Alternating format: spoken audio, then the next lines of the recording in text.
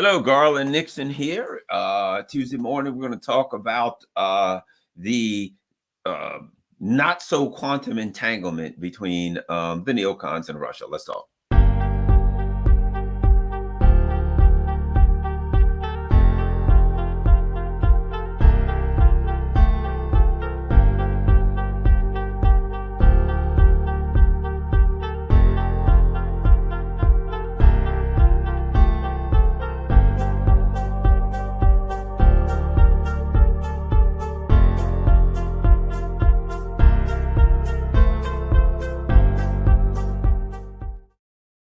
Hello, Garland Nixon here, and we're going to talk about, you know what, we're going to do what we always do. We're going to talk about words and what they mean, right? We're going to talk about something that I think is important, and that is, of course, the connection between words and what the words represent. You know what I mean? I always get it. That's what it always comes down to, right? We're going to get into the entanglement between the neocons, the Biden's fascist regime, and Russia, the angry bear. They've angered the bear.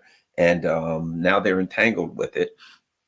And, that makes me think of it. What really caused me to think about this was I was watching something the other day online, some video, and they were talking about quantum entanglement, right? Superposition, all that stuff, where particles can exist separately, right? And be entangled.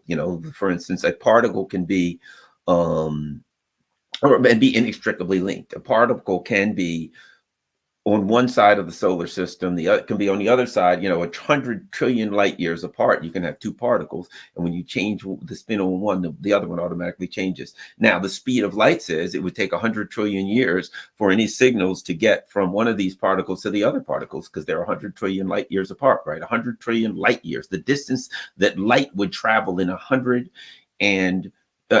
trillion years. They could be that far apart, but if you change one, the other one changes instantly, right? In other words, they are still linked. They are still existing separately, but together at the same time, right? Quantum entanglement, right? Spooky actions at a distance, right? But this is all about words, right? I'm arguing that the neocons, the Biden fascist regime, have entangled themselves with Russia. We're going to talk about that, right? In the same way, think about this for a second. I've used this example before. Bees and flowers.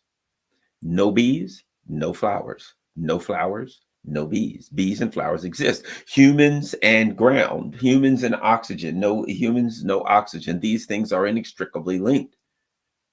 Right now, you can have oxygen and no humans, right? But with bees and flowers, bees pollinate the flowers, keep the flowers going. Flowers create the things that bees need. So really, one could argue that these are two entities that are entangled, or you could argue that that's one entity.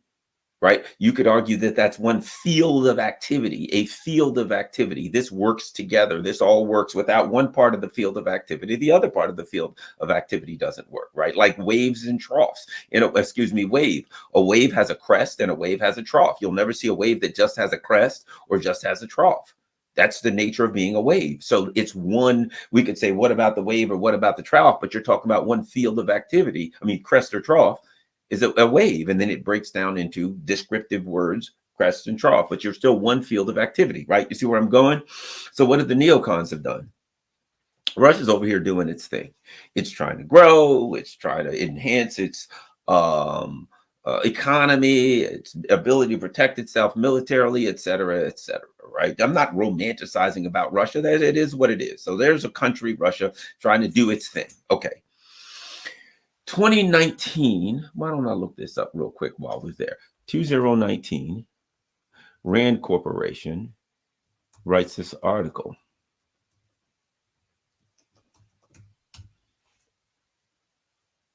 Okay, Rand.org. Let's take a look at this. So Russia's doing its thing. It's trying to grow. It's trying to do whatever it does, right? Look at this. 2019, smoking gun right here. Smoking gun. Overextending and unbalancing Russia, assessing the impact of cost-imposing options. Think about this. So so Rand Corporation writes an article, and it says we want to take out Russia. We want to overextend them. We want to unbalance them. It's saying we have malice towards Russia. Is there Does Russia writing something that says overextending and unbalancing the U.S.? No. So they go on. If you look at this, and this is what they say. Uh, uh, Russian state media entities and individuals sympathetic to Putin's decision to invade Ukraine have mischaracterized this research. Mischaracterized it? All I'm gonna do is read it. Read it. That's mischaracterizing. I can mischaracterize over extending and unbalancing Russia. At that point, they were entangling themselves with Russia. They were mentally, they were emotionally entangling themselves with Russia. Russia's over there doing whatever it's going to do. And they're like, okay, we got to do this to Russia. We got to do that to Russia. You're starting to entangle yourself with Russia. You're starting to get Russia on your mind. You're starting to get Russia-itis. And now, so they say, this brief summarizes a report. Now, it's summarizing a report, briefly summarized, which means there is a bigger report. There's a bigger report. This is a summary of it that comprehensively examines nonviolent, listen to this, cost-imposing options that the United States and allies could pursue across economic, political, and military areas to stress, overextend, and unbalance Russia's economy and armed forces and the regime's political standing at home and abroad, right? So they're going to take Russia out. That's what they wrote. So Russia's evil, Russia's bad, we're going to take Russia out. Why? They don't say why here. Right? But they just say that today Russia suffers from many vulnerabilities. So this is why we're going to take Russia out. Russia's vulnerable. We got to take Russia out. Now, when I say they were intent on taking Russia out before the war, no, but what's the date on this? What's the date on this? April 24th, 2019. 3 years before the invasion, Rand Corporation, which is paid for, funded by the Pentagon, wrote a report that said we want to take Russia out. I'm arguing they were starting to entangle. This was long before that. They were up to no good. And they were entangling themselves with Russia when they overthrew Ukraine and on and on and on. But it started to get real thick here. So now they're saying how we're going to do it, right? Russia remains a powerful country that still manages to be a U.S. peer competitor in a few key domains. And that's all it was about. Did Russia do anything? Were they wrong? Putin's evil. The Russians are evil? No, they're a peer competitor. That's what they say about China. We must eliminate peer competitors. That's all this is about. And might I add, I will put a moral judgment on that. You can or not. I will. That's evil. It is evil to say we want to unbalance and screw over a country of 150 million people simply because they have the temerity to the unmitigated goal to try to advance themselves, and now they're a peer competitor. That's evil. That is fascist. It's a fascism that says 150 million people, will screw them over completely for our own good. Now, is it for the good of the American people? No, it's for the good of a tiny few elites and fascist ideologues, okay? Economic cost-imposing measures, right? Expanding U.S. energy production, imposing deeper trade and financial sanctions. So right there, they were saying they're going to sanction Russia. We're going to sanction them, right? Likely degrade the Russian economy. Listen to this. Their effectiveness will depend on the willingness of other countries to join in such a process. But sanctions come with costs and deepening on their severity, considerable risk. So they're saying we're going to get other countries to do it, but there's going to be a price to pay. Now, who pays the price? The ruling elite? No, us, the working class. We're going to do this. It's going to hurt Russia, and it's going to hurt our own working class, which means clearly this is a move by the ruling elite, of the ruling elite, for the ruling elite. And again, as I said, what are they doing? They're entangling themselves with Russia. We got to be focused on Russia. Think about Russia. Everything is all about Russia. They're completely entangling themselves with Russia. And now the ruling elite, now the neocons and the fascists have linked themselves to Russia so that whatever Russia does, it affects them. When they lock all these sanctions against Russia, locks the U.S. economy tighter into Russia, locks the world, locks the Europeans, locks the American economy. The sanctions, rather than divorcing us from Russia, I would argue locks us into Russia. Because now that we've taken action against Russia's economy, therefore any action that Russia takes is going to affect our attempts and ability to control Russia's economy. We're constantly looking at Russia's economy. Oh, they're selling more aluminum. Oh my God, we got to do something about aluminum. Oh no, these people are buying. We got to go over and do everything. Decisions they make with their economy affects our decisions. Then we have to make different decisions. We have to read what they're doing, what's successful, what's not successful, try to thwart that, try to overcome that. Then we have to deal with the fact that some of our people are pushing back. Hey, the sanctions are hurting us too. Okay, how do we deal with them? How do we tank down opposition in that country? We are now locked in so that whatever Russia does, whatever happens in their economy, whatever happens good or bad, now we then have to censor it. Somebody like Garland Nixon comes along and says, you know, from the looks of things, your sanctions are making Russia's economy stronger and hurting Europe. Now you have to deal with that. Oh, we got to censor Garland. Throw him off Twitter. Throw him off Facebook. Throw him off Telegram. Stop people from going to his channel. Now you have to react on people who even talk about what's happening with the Russian economy. You are so linked to the Russian economy now. You're so linked to Russia in every way that everything that Russia does and everything that people do to talk about Russia, you have to react to it. You are completely a slave in an interesting way. You're a slave to the Russian economy. What has happened? The neocons unwittingly have become part of a field of activity that includes Russia. They already were in a more abstract way. You could argue that the world is all connected, that these gigantic super economies are all connected. Why? Russia, the cost of aluminum or wheat or this or that, Russia's got so much say on the world commodity markets that you're already somewhat linked to Russia. Maybe in a more indirect and abstract way. What they've done is directly lock themselves in, which means, little did they ever think about this, it's hard to get free. There's, you know, you've probably heard the old saying, someone's got a tiger by the tail, they can't let go and they can't hold on, right? So they're holding on to this tiger. This tiger's so powerful, you can't hold on because it's dragging you around. It's going to turn around and get you, whatever, right? So you're holding on. So you can't let go because the tiger turns around and eats you immediately. You can't hold on because it's too heavy and it's too strong and you can't hold on to the tail. You got a tiger by the tail. You can't hold on. You can't let go. You're in what would be considered a quandary. Right? In a quandary, you don't have any options. Anything you do blows up in your face. Any decision you make, or if you don't make a decision, you're screwed. Right? So that's where they are now. They're in a quandary. Anything they do is any decision they make is a bad decision. And if they don't hurts them. And if they don't make a decision, then a decision's going to make itself. And that's going to hurt them. And that's what they got by locking themselves up to Russia. They've become, just like flowers and bees, they've become a field of activity. Americans, humans don't even realize we're part of a field of activity. If you were landing your spaceship from another planet onto this Earth, as you, from a distance, you'd see a blue, green, or whatever. As you got closer, depending upon how your brain or whatever it is interpreted the wavelength of light that was coming out or whatever else, you may see a blue, green Earth. You may see something far different. So you land here. And as you get closer and closer, you see, oh, mountains and trees. As you get closer, you see things moving, going all over the place. And you get to, and you see a field of activity. Why, there's birds and there's animals and there's people and there's cars and there's boats and there's all these things. There's a field of activity going on. That's all we are. We're part of that field of activity. We want to pretend as though we can separate ourselves from the field of activity that's going on. We can't. And now there are particular parts of that we're locked into. For instance, the bees are locked into the flowers. But keep in mind something. What are the flowers locked into? The animals come around. Take up a rabbit. A rabbit eats. He takes certain parts of the grass or whatever that he eats, and then he poops out nitrogen, right? That's what he gets rid of, is the nitrogen, because he don't need that. What happens? That flower is taking in the rabbit poop to grow off the nitrogen. If not for rabbit poop, the flower doesn't grow, or other things like that. The nitrogen, the leaves falling and rotting, nitrogen in the soil, the whatever, right?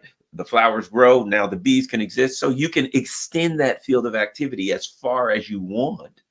But the bottom line, you know, no trees, no leaves, no fall, no nitrogen, on and on and on. But still, it comes down to, it's a web of activity. It's a field of activity. And within that field, there are smaller fields of activity, bees and flowers, right?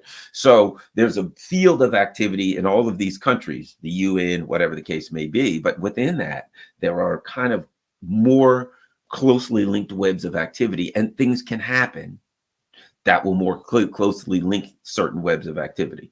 Okay. And the US has decided to focus on Russia, a very powerful entity, and now they're locked in and they can't let go. If we look more at this thing, right? Increasing Europe's ability to import gas from suppliers other than Russia could economically extend Russia. How do you do that? You blow up the Nord Stream pipeline. In trying to take out Russia, one of the actions that they've done is they've blown up the Nord Stream pipeline. This is all about taking out Russia. This is about the entanglement with Russia. That was not relative to Europe. That was relative to Russia. Europe's buying gas from Russia. We got to stop that. They said in 2019, right? Increase Europe's ability to import gas from suppliers other than Russia could economically overextend Russia and buffer Europe against Russian energy coercion. Well, we know that was a lie. Europe is slowly moving in this direction by building regas plants for LNG. But to be truly effective, this option would need global LNG markets to become more flexible than they already are, and would need LNG to become more price competitive with Russian gas. Well, it ain't. But they don't care because there's lies in there. What they're really saying is we want to control, we want to be able to coerce Europe, drag them away from Russia, and we want to make a fortune off Europe. And we want to, basically suck them dry of their money, right? So they got to put lies in here. But again, what is that about? Russia is selling gas to Europe at a reasonable price. We got to stop that, blow Nord Stream. Now that's part of the plan. When you look through all of these things, this is the plan.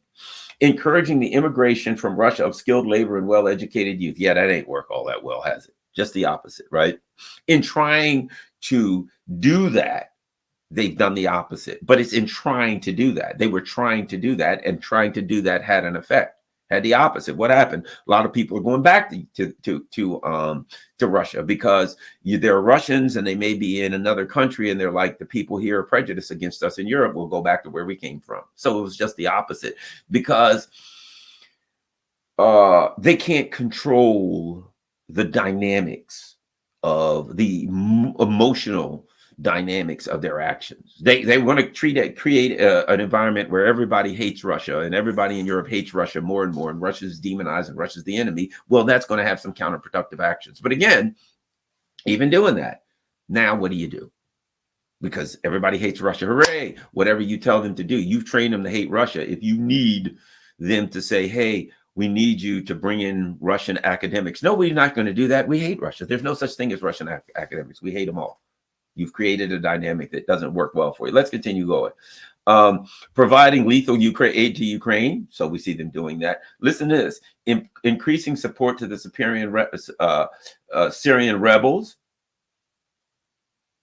Right? In other words, ISIS. Promote liberalization in Belarus. Overthrow the government of Belarus. They tried that. Didn't work. And you could go on and on of the things they're trying to do. Encouraging domestic protests, diminishing faith in the Russian electoral system. Yeah, I think that went backwards.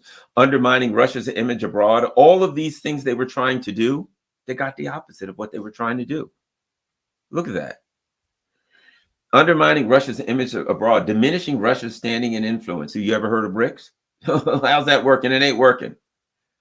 Listen to this. While none of these measures has a high probability of success, any of or all of them would prey on the Russian regime's deepest anxieties and might be employed as a deterrent threat to diminish Russia's active disinformation and subversion campaigns abroad. So what they say is, we're going to do a disinformation and subversion campaign all over against Russia, make them look bad, screw them over. Look at this great disinformation and subversion campaign. Why are you doing that? Oh, we're going to diminish Russia's disinformation and subversion campaign.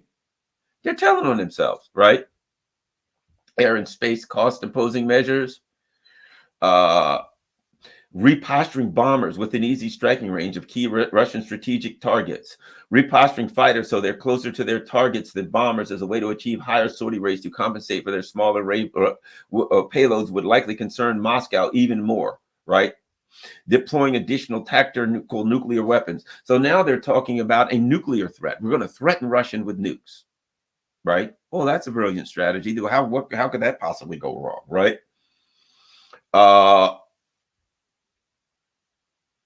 And here's what they say. A key risk of these options is being drawn into arms races that result in cost imposing strategies directed against the U.S. They never say, we could create a nuclear war and kill all of you. If they're only about money, well, it could cost us a lot of money. But, you know, that's the only problem we're really concerned about with this whole nuclear flexing thing, right?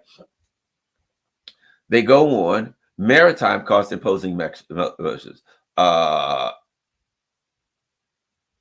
Checking the Black Sea buildup, on and on. We could go on and on. Increasing U.S. forces in Europe, increasing European NATO member ground capabilities, deploying large amount of NATO forces on the Russian border. None of that's going to work because they don't have any of that stuff. All that's been blown up. That all fell apart, and I mean literally. So on and on we go. Implications for the army. Conclusions. The most promising options to extend Russia are those that directly address its vulnerabilities, anxieties, and strengths, exploiting areas of weakness while undermining Russia's current advantages. Russia's greatest vulnerability in any competition with the United States is its economy, which is comparatively small and highly dependent on energy exports.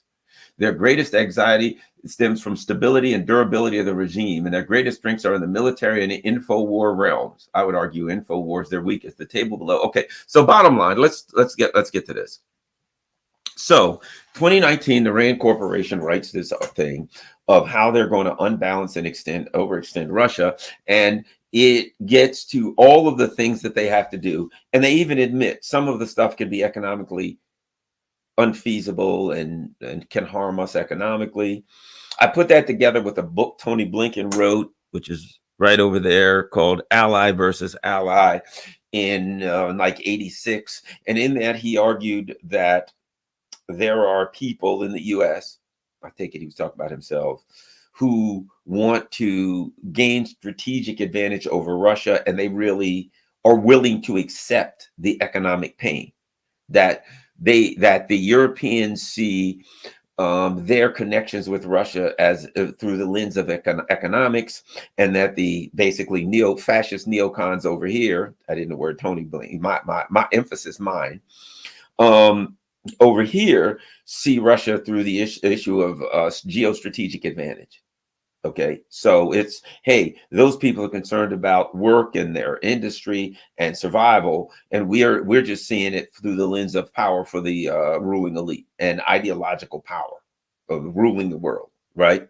And so now their actions represent that those who took that position, that we don't care about the economic fallout from trying to take Russia out, have gained the political advantage and power, and they're acting on their ideological inclinations.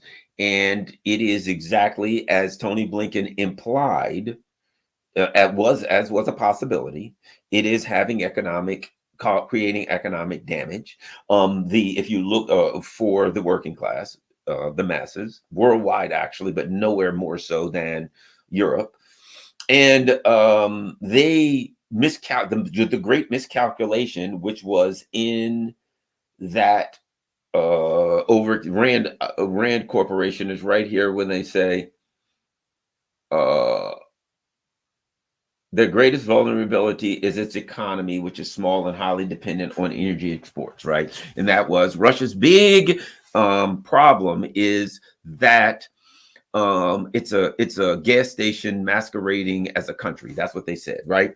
Which was fine if it was true. Then what they were saying they wanted to do may work, wouldn't actually, but could have a possibility of working.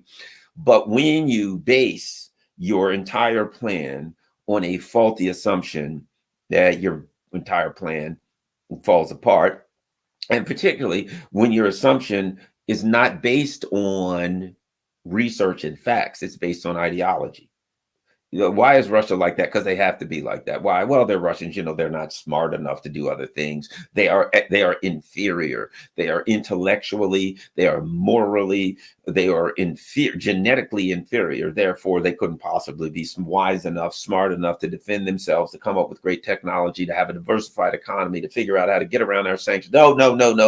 They're intellectually inferior. They can't do that. They're just like the Africans. They're just like the Latin Americans. They're just like the Asians. All of those people are intellectually inferior to the Anglo-Saxons, and therefore, or in this case, the category that these fascists place themselves in, whatever that is. Some of them are diehard Zionists, whatever the case, but they place themselves in a kind of a superior intellectual and moral and genetic category that is above all of the rest of these people who just happen to have a lot of very, very valuable resources.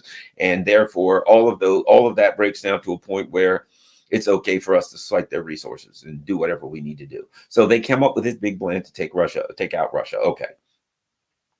They move on Russia in February of 2022. A lot of people don't know this. What happens along the contact line in the Donbass? The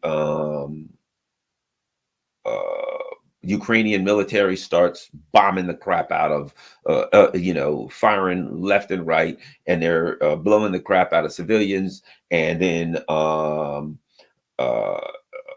what's his name? Zelensky goes to some European meeting and says it's time for Ukraine to become a nuclear power. At that point, having done away with the INF treaty, right, the Intermediate Nuclear Treaty, and then arguing, so now that you can place intermediate range nuclear missiles to various places, and now the neocons having Ukraine, and now Zelensky's saying, look, I want nukes. It all adds up to Russia. You're going to put nukes in Ukraine, and we ain't waiting around for that, right? But it was the final Cuban Missile Crisis moment for them, and so boom, they acted. And I suspect the neocons knew that, and that's why they did it, because they wanted to incite Russia to act so that they could then move on their whole Rand Corporation 2019 plan. And they did. And their plan was flawed. And now they can't let go. And so here's where they're caught. They're caught and entangled with Russia. So now what do they have? The American people at home, you're going into a election. You're in an election season, right? And American people at home are screaming, hey, man, we got problems. And what the Biden administration has to say is the economy's fine. Why? Because they got to deal with this Russia issue. What they got to say is, yeah, we got to spend another $100 billion has to deal with Russia. Why? Well, Ukraine. Why? Russia. Everything's about Ukraine and Russia because they've tangled themselves in. Now they're afraid. Oh my gosh, what's going to happen if Russia wins this thing before November? What are we going to do? Russia's winning. How are we going to deal with that? Our plans for this whole thing have backfired on us. Now what happens? Then you have a European EU parliamentary election, and there are a lot of wins by the people who are opposed to upping the ante in Ukraine. People who are opposed to this whole Ukraine proxy project. People who are saying we've had enough of NATO making our friggin' lives miserable. Those people are winning. In the EU, they have great victory. And what we see now is a dramatic decrease in support in Europe for the allies of the Biden fascists. They're in deep and serious trouble in Europe. What is that all about? It's all about Russia, Ukraine. So now Europe, the policies of Europe, the electoral policies and outcomes of Europe are about what? Ukraine. Now I would imagine Gaza somewhat, but they're sitting there staring down the barrel of nuclear annihilation. And they're like, this is all about Ukraine. So now Ukraine and Russia, there are a lot of them are saying, we want out. We want to end this thing. But the US empire is like, yeah, no, you can't. You can't. And let me add this.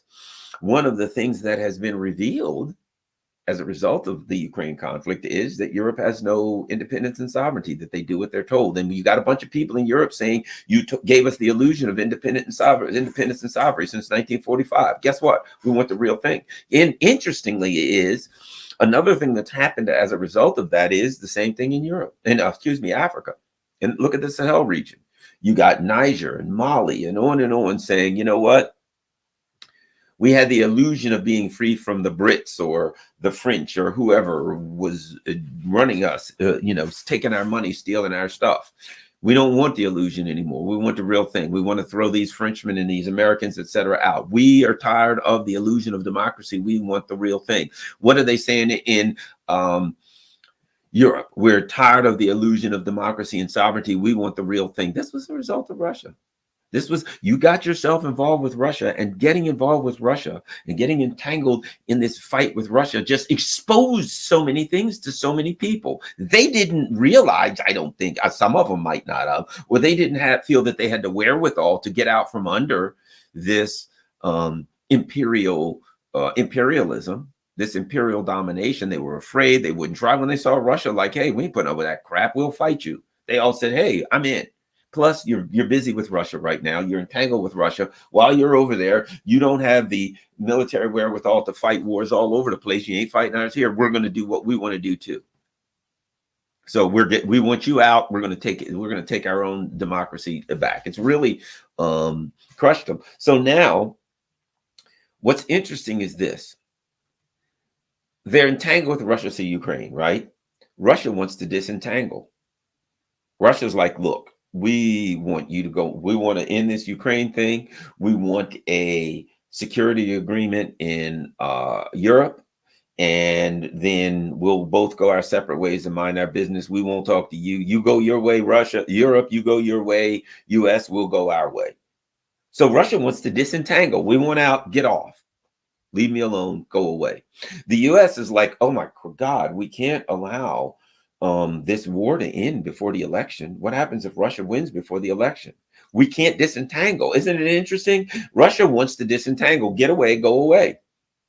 And the US doesn't want to. They've entangled themselves with Russia, and they're gripping, holding on. We got to keep this war going. We got to keep this war going. There, a growing contingent in Europe wants to disentangle. Let's get away from Russia. Let's end this thing. Let's chill out. We can't do that. We've grabbed on to Russia. We got to hold on to Russia. Now that we've got on to Russia, what happens if we let go of Russia? What happens if the neocons let go of Russia? Number one, they're exposed. They're not the only faction of power in the United States. There's other factions, if they lose, that are going to say to the neocons, you blew it. You blew everything. You told us that we were going to get this, that, and whatever. We got the opposite. Russia, everybody hates us now. We're losing our vassals all over the world. There's rising powers all over the place within countries that we were controlling. The countries, the power factions in those countries that we can't control or don't want to be controlled by us or aren't aligned with us or coming to the forefront. You screwed us. So the neocons are in the same way that Benjamin Netanyahu has to keep the war going because he's afraid if the war's over, he goes to jail. The neocons are worried. What happens if this war goes over and let's say a Trump comes in and he says, let's start looking into some of the stuff you're doing. Trump might want revenge. I'm not saying that he will, but just for the sake of argument, what if he wants revenge and he says, I'm going to look into who bombed Nord Stream. I'm going to look into what Tony Blinken did to interfere with the 2020 election, setting up that 51 former intelligence people letter. Tony Blinken was behind that when he was in the Biden administration. I'm going to look up the FBI, look into the FBI, whether it was involved in January 6th or whatever the hell else. I'm going to look at how they were involved in Crossfire Hurricane going after me. What if Trump says all of that? I ain't saying he can't, will, or won't. But again, if they're afraid that this thing, what happens if they disentangle? And here's the big one. This is the big one that a lot of people don't really think about or talk about. I'm sure some people do, but I do because I think it's important. What happens? The U.S. disentangles from Russia. Russia disentangles. Okay, we're out, and we're going to make a security agreement, and never the U.S. and Russia to meet and argue and fuss again. We're going our separate ways. They've screwed Ukraine. They've screwed Ukraine's future and their present, for that matter. Problem is, there are a whole lot of people in Ukraine that know too much. They got to kill Zelensky, of course. Neocons got to take him out, do something with him, because if he starts squealing, he knows too much. And there's a lot of other people in Ukraine who know too much. What happens if somehow at the UN or whatever, there's some kind of international investigation into the Ukraine conflict, and all these people in Ukraine start coming forward saying, you know, I told Blinken, I told Biden, I told whoever, Sunak, I told these people, Stoltenberg, I said, look, we have no chance of winning. You're just going to wipe out all their soldiers. And they said, we don't give a shit. Wipe out your soldiers. Send them. They're dead men. Who cares? If those kinds of things happen, they find out that some of these St. Biden people were involved in money laundering. involved in moving money around, involved in, crypto theft and all kinds of stuff, which is true. What happens when the people in Ukraine start singing? They're entangled with Russia via Ukraine, which means that if this thing is over, they got to worry. They've done so much criminal stuff, so much crooked activity. So there's so much corruption involved that the people of Ukraine, a lot of people in Ukraine, could start talking about the corruption, could provide documents, could provide things that they can't hide. What are they going to say? They've told us how virtuous the Ukrainians are, how trustworthy, what a great democracy they are. What happens when some of those same Ukrainians who they told us were virtuous and brilliant and trustworthy say, okay, now that this is over, I'm going to talk. I'm going to talk. And I'm telling everything. If you're involved with somebody in criminal activity and you become on the outs with them, guess what happens? They might talk. There was what was the guy? Abramowitz, whatever the case may be. There was a famous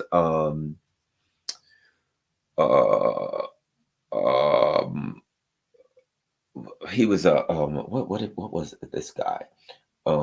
He worked on K Street, and basically, in a nutshell, the guy, got a lot of, shuffled money all over the place for the government. And he did a lot of crooked stuff, and he was involved in lobbying efforts for some Native American tribes, and he ripped them off of like $60 million, him and his partner. He was doing all kinds of crooked stuff. And what happened eventually was his partner's girlfriend got mad at his partner because she found out that he had another girlfriend who was fooling around on him or something. And she went to the cops and told them everything and screwed. Both of them ended up in jail to some extent. They knew too much. You know what I mean? They got out in no time flat for stealing a lot of money. But the bottom line is this. In the end, they were dirty. And a girlfriend could come forward and tell, because she knew. There's people that knew, and you're dirty. There's people out there that know. And if there's people out there that know, there's always a potential for them to talk if they're angry or whatever, or if there's money presented to them. And there will be people from Ukraine that will be willing to write books because they can make a fortune writing books. And what are you going to do now, U.S.? Now, if somebody from Ukraine tries to talk, the U.S. then says they're a Russian, whatever, and we're going to not allow them to testify before Congress. So what happens when they're writing a book that's around the world? What's happening? Some of these countries in Europe maybe are now ruled by someone or run by someone who is opposed to this whole thing. And they say, well, we want to bring these Ukrainians in to hear what they have to say. World of trouble. World of trouble. The U.S., how did they get out of that? They got other things going on. They want to go and genocide more people in the Middle East. They want to go start World War III in Asia. They can't get out, disentangle themselves from Russia. And in doing what they've done, China and Russia are now inextricably linked. They now understand that the U.S. is going after Russia to go after China, and that if the U.S. pretends to disengage with Russia, it'll pretend to. Let's say it says, all right, we're disengaging with Russia. Why? So we can go after China. Well, what then? Then we'll going back after Russia. That they're not really disengaging with Russia. That they're just setting up so that they can take out,